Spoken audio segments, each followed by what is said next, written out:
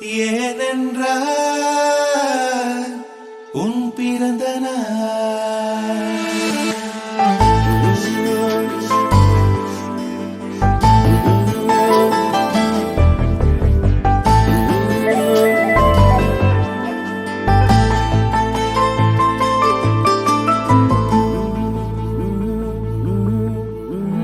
உலகப் பூக்களின் வாசம் உனக்கு சிறை பிடிப்பேன்.